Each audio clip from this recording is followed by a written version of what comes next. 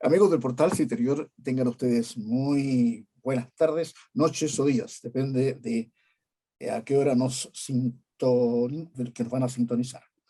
Estamos en una nueva edición de nuestra programación audiovisual para entregarles a ustedes un tema que consideramos muy acuciante y muy interesante, que son los aspectos más bien jurídicos que tienen que ver con la gran discusión que se ha suscitado en torno a las deliberaciones de la Convención Constitucional, en donde, dicho sea de paso, hay muchos abogados, en un lenguaje que no siempre es accesible a la gran mayoría de ciudadanos y ciudadanas que están atentos a este tema. De modo que para enfocar esta reunión de hoy, hemos invitado a un abogado, a un prestigioso abogado chileno, de Concepción, entendemos, nos estamos refiriendo a Fabián Huepe Artiga, que es un abogado, es doctor en Derecho por la Pontificia Universidad Católica de Chile, es experto en Derecho Administrativo y de instituciones políticas, de allí el interés por conversar con él. Es naturalmente docente de la Facultad de Derecho de la Universidad de Concepción en los campus de Chillán y Concepción, respectivamente. Fabián, para nosotros es un placer que haya aceptado estar con nosotros. Muchas gracias por su participación y le agradecemos su venida al programa.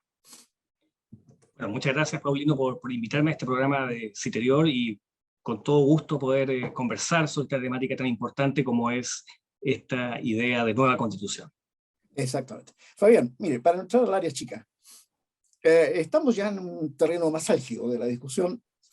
Ustedes los abogados conocen el tema, está hay mucha dinámica en la conversación, hay a veces opiniones contradictorias, pero empecemos por algo fundamental. Al parecer, Fabián, nos vamos a encontrar con un texto que se le va a ofrecer a la ciudadanía para que se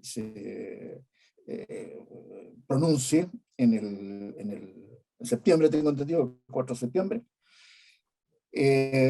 en términos de que ya se aprobó el concepto de plurinacionalidad, es decir, Chile se considera a sí mismo como un Estado plurinacional. ¿Qué efectos podría tener esto en un país como el nuestro, tan metido hacia adentro, ¿cierto? En su historia, en su tradición, en nuestro aislamiento geográfico incluso? ¿Qué significa, Fabián, en términos generales, esto de la plurinacionalidad, en términos jurídicos? Sí, una buena pregunta, Paulino, porque aquí se vinculan no solamente el derecho constitucional, el aspecto jurídico, sino que también, y tal como lo indicaba en la presentación, las instituciones políticas y la ciencia política. Es mucho de interdisciplinario en este concepto. Indicar que cuando se hace referencia al concepto de plurinacionalidad, y si uno hace un análisis, Paulino, etimológico, pluri significa muchos, nacionalidad, o sea, muchas naciones. ¿Eh? Entonces hay un reconocimiento constitucional en cuanto a que Chile reconoce varias o muchas naciones dentro de su territorio. ¿Eh?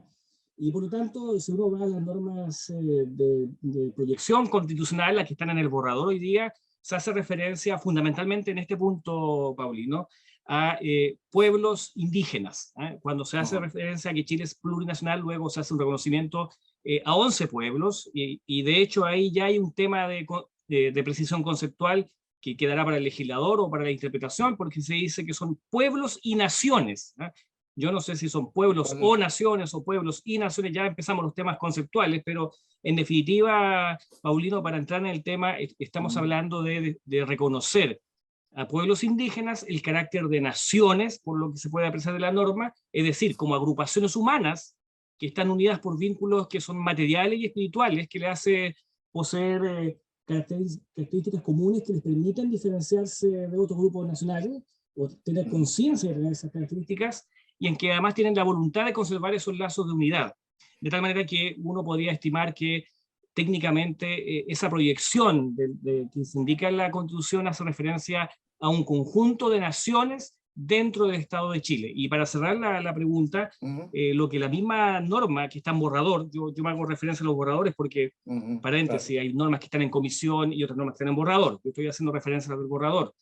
En este aspecto, una de esas normas señala que estos pueblos indígenas que se les reconoce como naciones tienen derecho a la libre autodeterminación como principio constitucional, y es más, hace referencia al derecho al autogobierno y hace referencia al reconocimiento de sus tierras y territorios. O sea, es una norma de una proyección muy relevante que va a generar un tremendo desafío al legislador. A propósito de eso de territorios, usted entenderá, mi distinguido amigo y abogado, que las generaciones un poco más antiguas, digamos, entendían la palabra nación como refiriéndose a la nación chilena, y el territorio chileno, unificado. Hoy día se usa el plural, territorios, es decir, hay un territorio aparte, es decir, se subentiende que hay una nación chilena y su territorio, y una nación X, mapuche, supongamos, con su territorio. ¿Cómo se conversa jurídicamente con esta pluralidad de conceptos? Bueno, si uno va observando el borrador, es posible también ir vinculando esta idea de la nación chilena, ¿cierto? Que además dentro de ella incluye otras naciones a través de los pueblos indígenas. Este concepto de plurinacionalidad, de hecho, y lo comento como un paréntesis antes de responder la pregunta, será lo mismo que la multinacionalidad, que es el concepto utilizado en Europa, por ejemplo. Hay países que son multinacionales, donde, no sé, voy a dar un ejemplo, Suiza tiene una serie de sectores que son del habla italiana, otro del habla francesa, el otro del habla alemana. Uno ve que hay una diversidad, ¿no? Parece que el concepto de plurinacionalidad se hace referencia a esta idea de más de una nación, pero que conviven con cierta armonía o cierta identificación con la nación chilena. Pero efectivamente, esto implica que tanto aquellos que decimos, bueno, somos chilenos, y aquellos que dicen, mire, yo soy, además de chileno, además, también tengo mi nacionalidad mapuche, ¿cierto? Aymara, diaguita, como es que se mencionan, va unida a la idea de autogobierno, y si es el tema, ¿no? Y va unida a la idea de entidad territorial, que se vincula, Paulino, con la consagración ya en el proyecto de constitución en cuanto a que Chile es un estado regional. ¿Y qué significa eso? Que las regiones son autónomas, y al ser autónomas tienen una independencia política de importancia respecto al gobierno central. Entonces, ¿de qué se trata esto? Se trata de que habrá una suerte de, esa es la idea, ¿no?, que se plantea en el proyecto constitucional, una suerte de cooperación, de conversación, de colaboración entre distintos pueblos o distintas naciones dentro del Estado de Chile, lo que acerca al sistema regional, que se aleja al sistema unitario que Chile ha tenido tradicionalmente. Claro, ¿cuál es la desventaja de esa, Fabián? La desventaja de matricularse con un concepto de Estado regional, porque no es, usted sabe mejor que yo, no significa esto el proyecto federativo que tuvimos por ahí por el año 1826, tengo entendido por ahí con Infante, que era un proyecto de federalizar Chile, como lo es Argentina u otros países. ¿Cuál es el enganche ahí de ser regional pero no federal? Es ser autónomo, pero ser unitario en el sentido político, ¿no? En el análisis de la ciencia política y del derecho, el Estado regional está en un paso intermedio, a media distancia, entre el Estado unitario y el Estado federal. La máxima descentralización política posible es el Estado federal. La máxima centralización política posible es el Estado unitario. Pues bien, el Estado regional estaría, por decirlo de alguna manera, al medio. Sería una suerte de tránsito, porque claro, los estados federales, Paulino, cada una de las, da lo mismo como le llamemos el nombre, provincia o comunidad, ellas son estados federados, y ellos tienen una constitución propia y tienen sistema de justicia, legislativo y de gobierno propio. O sea, es la máxima descentralización del sistema federal. En el sistema o en el estado regional, también existe una diferencia entre el ente central, ¿cierto?, y las regiones. Las regiones tienen un gobierno propio, como el caso que hoy día ya vamos viendo, en el caso del gobierno regional, y tienen normalmente una asamblea regional. Una asamblea regional que, siendo estricto, Paulino, cuando se trata de un estado regional puro, esas asambleas tienen facultades legislativas regionales. No hay constitución regional, pero hay asambleas legislativas regionales. En el caso nuestro, en el caso chileno, lo que está en el borrador, lo que se ha aprobado es una asamblea regional, pero que no tiene facultades legislativas, porque eso fue rechazado, sino que tiene facultades normativas, fundamentalmente reglamentarias y resolutivas. Pero para cerrar la idea de Estado regional, la característica es precisamente el hecho de tener un gobernador regional que decide políticas en forma autónoma del gobierno central, que lo diferencia de lo que, por ejemplo, era el Estado unitario antes de los gobernadores regionales, cuando existía un intendente que era un mero comisario, un mero mandatario de las funciones del órgano central. Claro, lo otro, Fabián, es el tema del Senado, ¿ah? La gente un poco no entiende, quizás sería bueno que aclarásemos eso, porque el Senado responde a una tradición naturalmente republicana, que arranca nuestra historia, la independencia, también una suerte de copia de otros países europeos, con parlamentos, ¿no? Y la crítica va, a mi juicio, por lo que he podido captar con colegas periodistas y conversando con políticos, en el sentido de que se retrasa, se dilata un poco el trámite de proyectos y la opinión pública cree que es porque la existencia de dos cámaras revisoras, como que hace todo más lento. Pero el Senado tenía o tiene actualmente una función de equilibrio, digamos así. Ahora, esta Cámara de Regiones tendrá también eso desde el punto de vista jurídico, en el sentido de que si bien es cierto, aún no se definen las atribuciones, tengo entendido, de esta Cámara Regional, una cosa, ¿cómo lo ve usted en el sentido de una suerte de choque, así, de roce con la nueva estructura del país?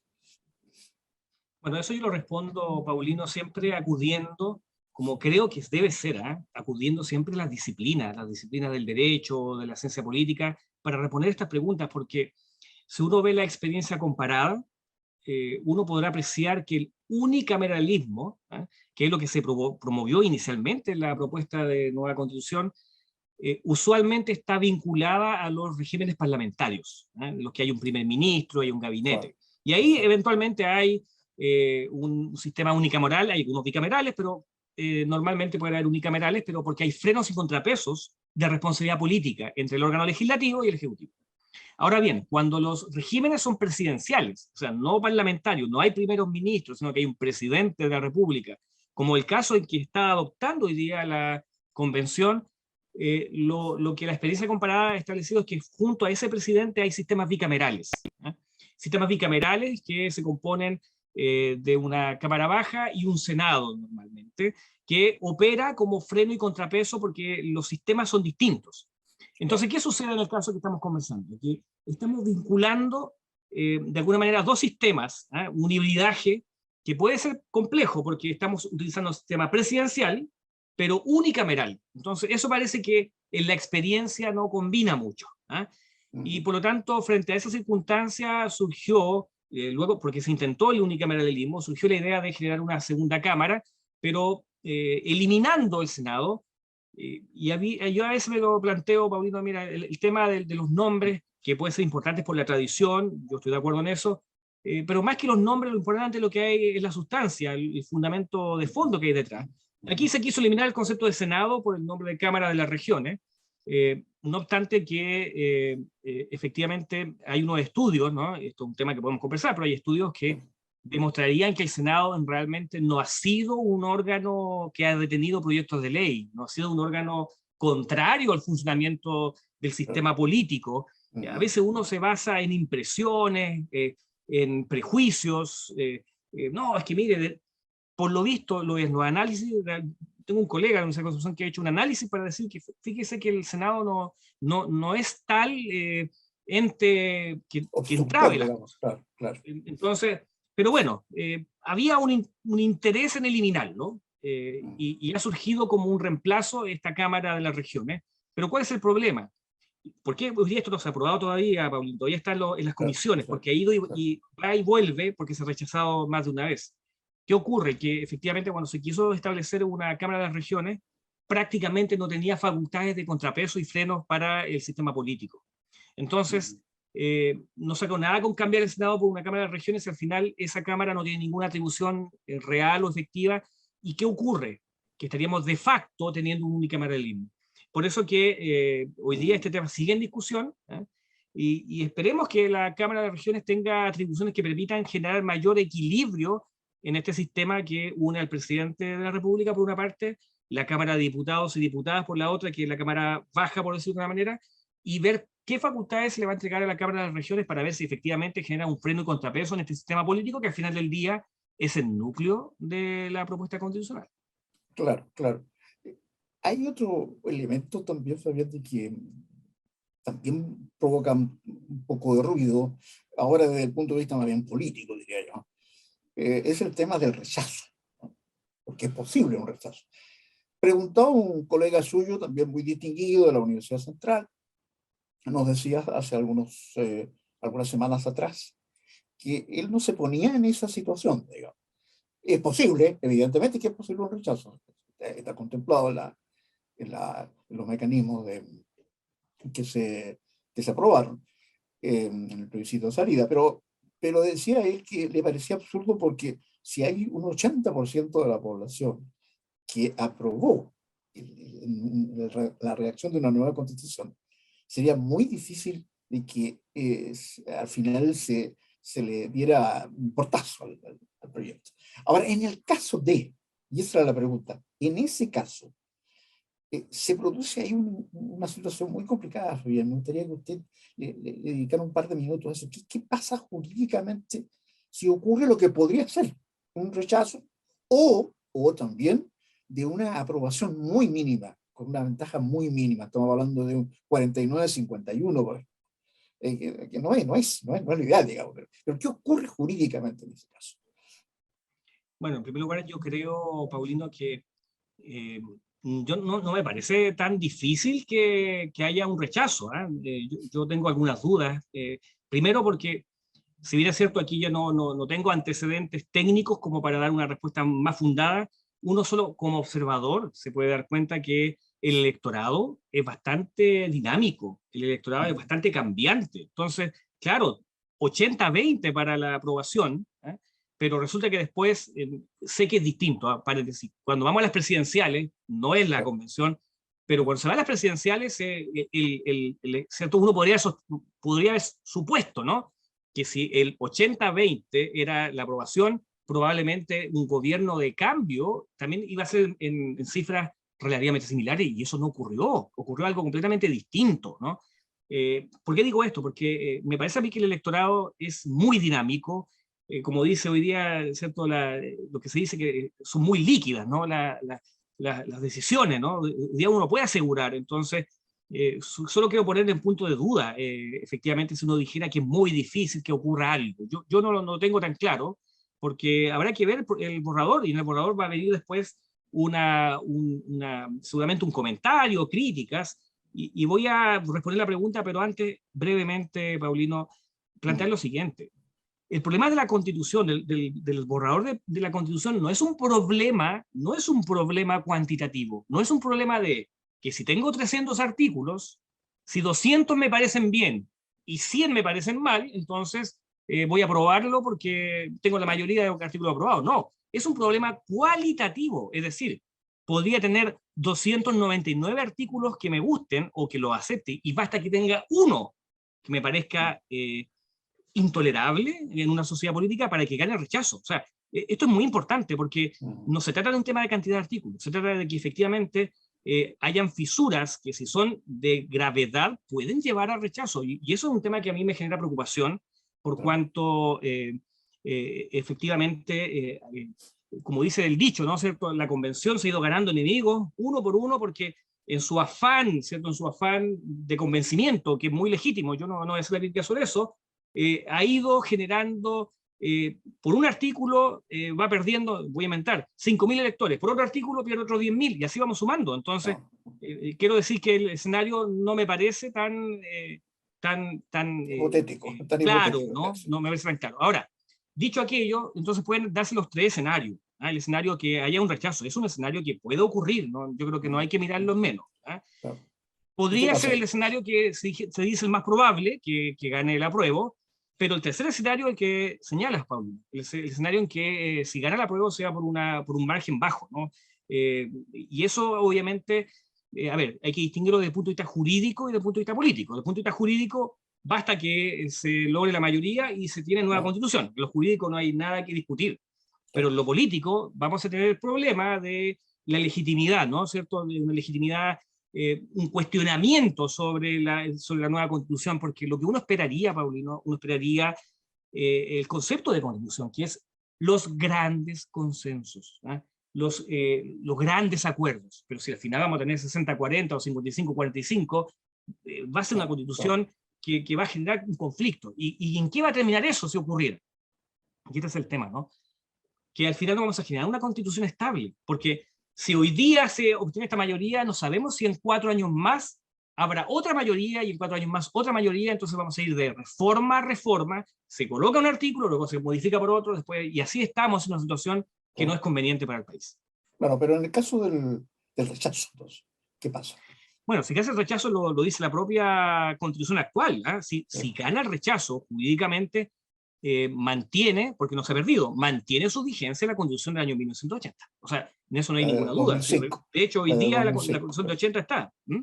La de 2005 en la práctica, ¿no? Bueno, lo que La- pasa es que ahí hay un la- tema interesante, porque de interpretativo, nuevo, en las digamos. discusiones Sí, políticas, ¿no? claro, La constitución de 80, ahora no, es que no era del 80, era del 2005, que son sí, claro, argumentos claro, que permiten ir claro, suavizando, ¿no? ¿Cierto? claro, Porque algunos dicen, mire, estamos en un zapato chino, si el 80% no quiere la constitución del 80 y gana el rechazo, volvemos a la constitución del 80. Ellos dicen, no, no, es que no es la del claro, 80, es la del Lagos, del año claro, 2005, porque claro, hubo una reforma sustancial. Entonces, claro, por eso claro. que, bueno, este es un tema que va a dar para mucha discusión. Claro, pero jurídicamente hablando, queremos aprovechar la presencia del abogado Fabián Huepe para hacer esas preguntas más que van más al hilo de la cosa y que se separan de la especulación. Todos los que no son abogados especulan, los que son abogados no, ellos dicen las cosas un poco más claras. A ver, se abre la posibilidad de que que los poderes constituidos al momento del rechazo son tres, digamos. Uno, el poder establecido, digamos, el presidente de la República. Otro es el Parlamento, es un poder constituido, el actual Parlamento. Y el tercero es la convención en sí, que también es un poder que termina sus funciones en el momento de la entrega del informe, digamos, del texto.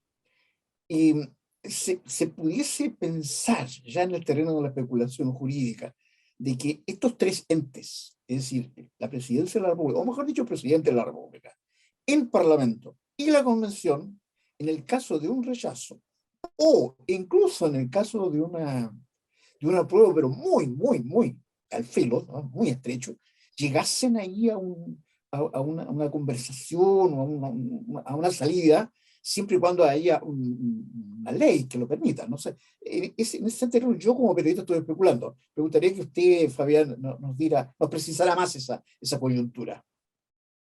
A ver, en lo jurídico yo creo que una vez que la convención entregue el borrador de constitución, quiero decir, de pleno derecho, la propia constitución lo dice, se disuelve de pleno derecho esta convención, desaparece jurídicamente. ¿Ah?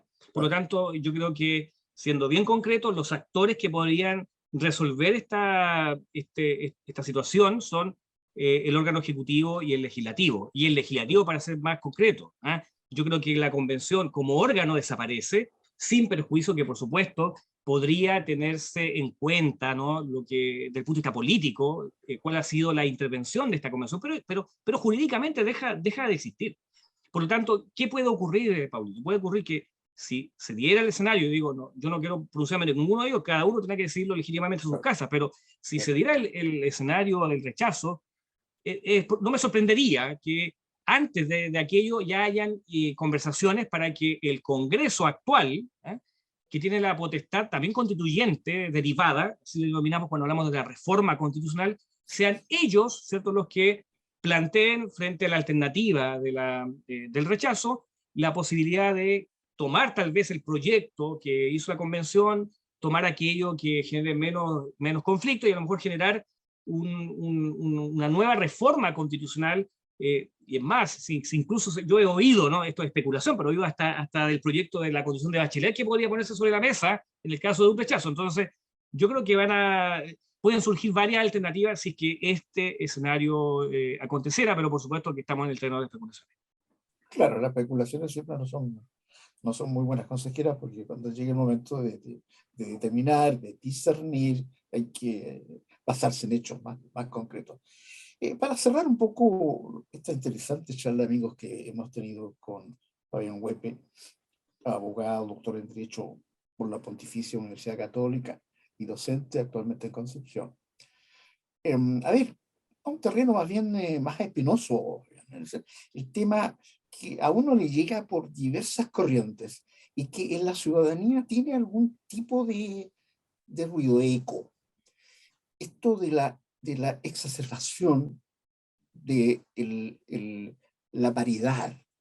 Es decir, entendamos el concepto. Paridad, nadie se opone, digamos, que las cosas sean paritarias, cuanto sea, en cuanto a género, pero de allí a imponer un criterio, como se está viendo en algunos acápitos de la discusión actual convencional, que el número de hombres y mujeres sea más o menos parecido, es también una suerte de discriminación, ¿no? Porque claro, uno no está, nadie está en contra de algún tipo de distanciamiento con el sexo femenino, ni mucho menos, digamos. Pero de ahí establecerlo constitucionalmente en niveles paritarios para la conformación incluso de órganos públicos, no sé, a mí me gustaría conocer su opinión.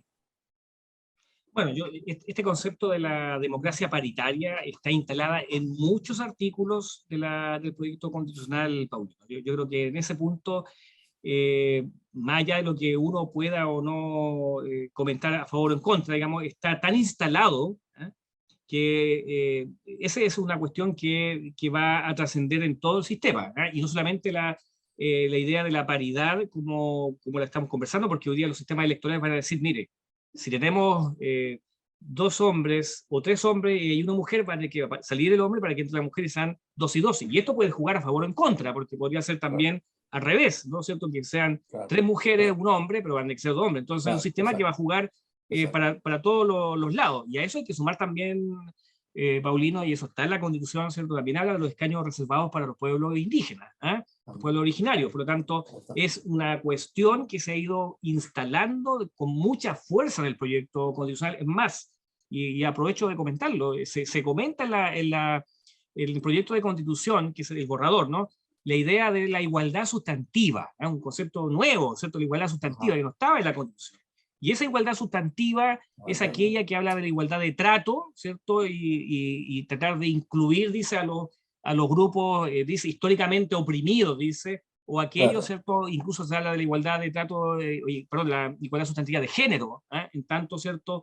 Reconocer las distintas formas ¿cierto? De género hombre-mujer, y no solamente eso, sino que también habla, ¿cierto? De las disidencias sexogenéricas, ¿eh? Están sexy, así se llama, disidencias sexogenéricas, conceptos que obviamente para nosotros son claro, bastante nuevos, digamos, ¿no? Para claro, aquellos que hemos manejado el derecho claro. constitucional más tradicional.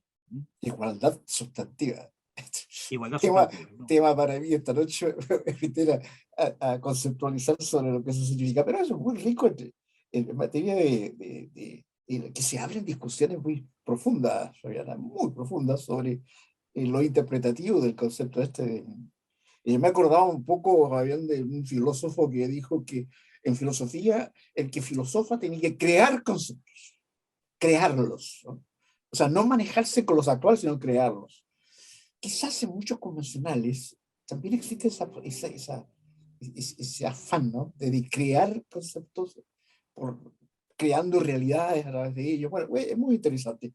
Eh, terminamos siempre, Fabián, estas reuniones acá en el Portal Interior con un par de minutos que le damos a nuestros entrevistados para que dé a conocer su anhelo, así, su deseo íntimo.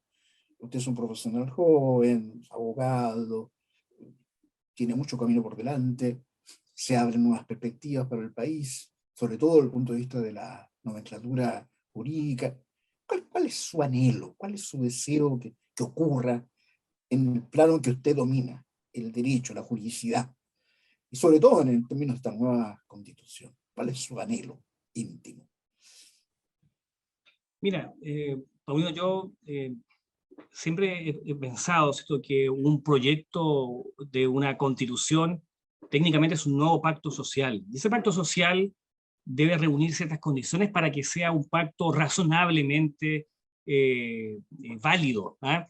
Y así como cita algunos filósofos, yo me acuerdo de algunos como John Rawls, ¿no? Y John Rawls, cuando dice que hay que llegar a ciertos acuerdos razonables, establece toda una tesis, ¿cierto?, de la llamada posición original y el velo de la ignorancia. ¿Qué significa eso? Que cada uno de los partícipes de ese pacto no debe saber cuál va a ser la posición que va a ocupar en la sociedad, porque si lo supiera, podría resolver sobre la base de sus propios intereses. ¿Por qué digo esto?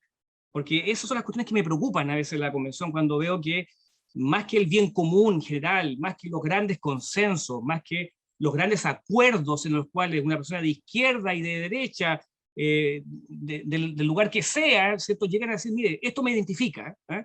Cuando veo que a veces para todos los lados hay intereses, como dice el dicho, agua a su propio molino, se pierde esta idea del velo de la ignorancia o de la posición original de Rawls, ¿no? Y se pierde un poco la idea de la, ¿cierto?, de los acuerdos razonables, o lo que dice Jürgen Habermas, cuando dice, mire, las comunicaciones, ¿cierto?, tienen que darse algunos requisitos para que estas comunicaciones lleven a un acuerdo correcto en las decisiones, ¿no?, en las decisiones públicas. Tiene que haber, no tiene que haber coacción en un acuerdo, ¿no? Coacción que haya amenaza, ¿cierto?, que hemos visto hoy día, Paulino, hemos visto en las noticias que ha habido alguna funa, ha habido algunas situaciones muy, muy complejas que no son aceptables, porque eso es coacción. ¿Eh?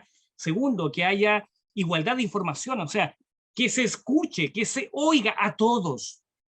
Es una buena pregunta en la convención, ¿no? Se ha oído a todos, se ha oído a los especialistas, se ha oído a los académicos, se ha oído a la izquierda, se ha oído a la derecha, se ha oído a todos los que tienen que oírse. Acceso a la información. Y tercero, seriedad, que lo que buscamos es llegar realmente a un acuerdo de todos, y no, ¿cierto?, a intereses particulares de algunos. Entonces, yo manifiesto algunas preocupaciones, esa es la verdad, Claro. porque, y con esto que termina la idea de constitución significa un concepto de los grandes acuerdos en el cual se oye a todos. Y cierro con algo que planteabas, Paulino, cuando decías tú, mira, esto de algunos filósofos que es como de construir o crear conceptos, ¿no? ¿Cierto? A ver, yo he dicho en otros programas, ¿eh? La constitución es la casa, y nosotros, Paulino, y todos los ciudadanos tenemos derecho a decir cómo queremos nuestra casa. No necesitamos abogados para eso, para decir que la casa es de 2 pisos, para decir que la casa es de 4 piezas, que es de color verde, azul, amarillo. No.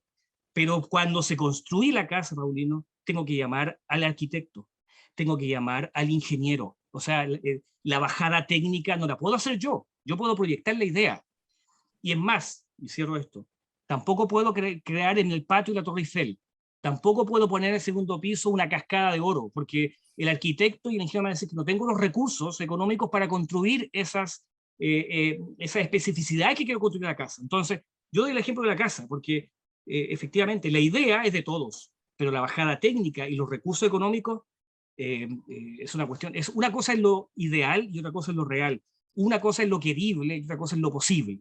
Pienso que son los puntos que uno tiene que oír antes de un proyecto ¿cierto?, de nueva constitución. Muchas gracias, Fred. La verdad que yo, amigos, amigas del portal, coincido con nuestro invitado de hoy en esto del acuerdo de todos.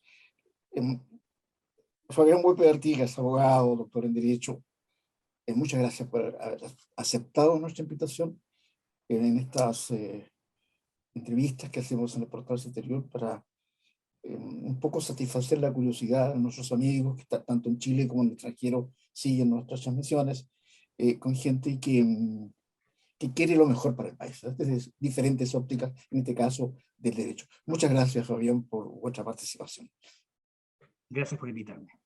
Gracias. Y a ustedes, amigos del portal Interior, también el agradecimiento por la sintonía. Ya estaremos en un próximo futuro muy cercano con un invitado de tanto valor, de tanta prestancia y de tanta madurez, diría yo, como el que hemos tenido hoy día. Muchas gracias, amigos. Adiós, Fabián. Adiós, amigos. Adiós, muchas gracias.